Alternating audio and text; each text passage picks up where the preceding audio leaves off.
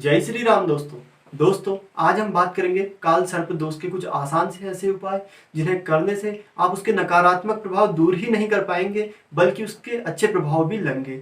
दोस्तों पहले बात कर लेते हैं काल सर्प दोष की।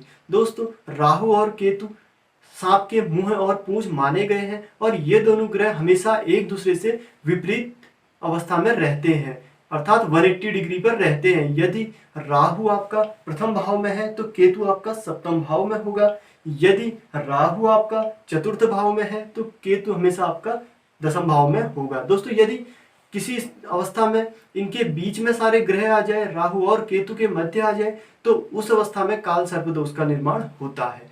दोस्तों यह देखना जरूरी होता है कि वह किस स्थिति में है और उसके क्या नकारात्मक प्रभाव देंगे। लेकिन दोस्तों यदि आप उसके कुछ आसान से उपाय करें तो आप उसके नकारात्मक प्रभावों को दूर करके उसका अच्छा फल ले सकते हैं। यदि कोई राजनीति में आगे बढ़ना चाहता है तो राहु राजनीति में बहुत कारक माना जाता है। इसके कुछ आसान से उपाय करके उसके रत्न को धारण करके आप राजनीति में बहुत अच्छे पद तक जा सकते हैं।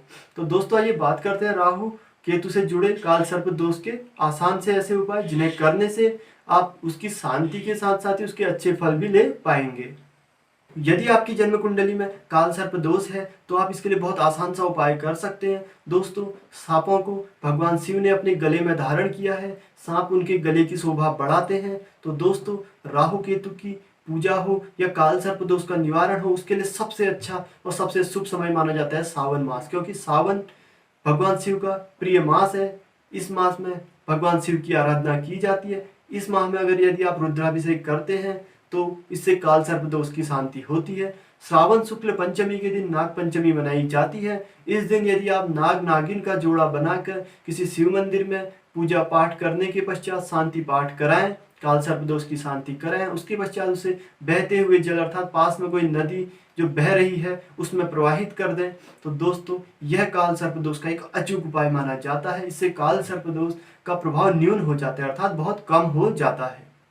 इसके अलावा आप अपने घर के मंदिर में भगवान श्री कृष्ण की मोर पंख युक्त प्रतिमा को स्थापित करें और निरंतर श्रावण मास में ओम नमः शिवाय का जाप करें। प्रातः और सायंकाल 108 बार ओम नमः शिवाय मंत्र का जाप करें, अर्थात एक माला शिव मंत्र का जाप करें। यदि रुद्राक्ष की माला हो उससे जाप करें तो यह बहुत ही अचूक उपाय है। इससे काल सर्प दोष बिना किसी अन्य उपाय के बहुत हद तक कम हो जाता है। दोस्तों काल सर्प दोष की शांति के लिए आपको समय समय पर या वर्ष में एक बार राहु और केतु का पूजन कर उनका दान जरूर करना चाहिए। राहु के पूजन में आपको दुर्वा का प्रयोग करना आवश्यक है और राहु के पूजन में, राहु केतु के पूजन में जब भी आप प्रयोग करें तो अगरबत्ती और धूप को ना जलाएं, क्योंकि इससे सर्पों को परेशानी होती है, उसके नकारात्मक प्रभाव हो सकते हैं। तो दोस्तों इसके अलावा आप नवनाग स्रोत का नियमित पाठ करें। प्रातः और साय में एक एक बार अगर इसका नियमित पाठ करें तो बिना किसी अन्य उपाय के भी आपके यह बहुत कारगर होगा। इससे आपके काल सर्प दोष के बहुत न्यून प्रभाव देखने में आएंगे। दोस्तों काल सर्प दोष का नवनाग स्रोत इस प्रकार है: अनंत वासुकी शेषम पद्मनाभम च कम्बलम शंखपालम धृतराष्ट्रम तक्षकम कालियम तथा एतानि नवनामानि नागानां च महात्मनां सायंकाले पठे नित्यम प्रातः काले विशेषतः। दोस्तों इसके अलावा आप कभी यह भी कर सकते हैं, एकांत स्थान में किसी मिट्टी के बर्तन में आप एक प्याले में थोड़ा सा दूध रख के उसे निर्जन स्थान पे छोड़ दें। दोस्तों इससे भी आपके काल सर्प दोष के प्रभाव बहुत कम होंगे। और एक और लास्ट उपाय दोस्तों, आप प्रातः और सायंकाल शिव पंचाक्षर स्रोत का जाप करें, इससे भी आपको बहुत लाभ देखने को मिलेगा।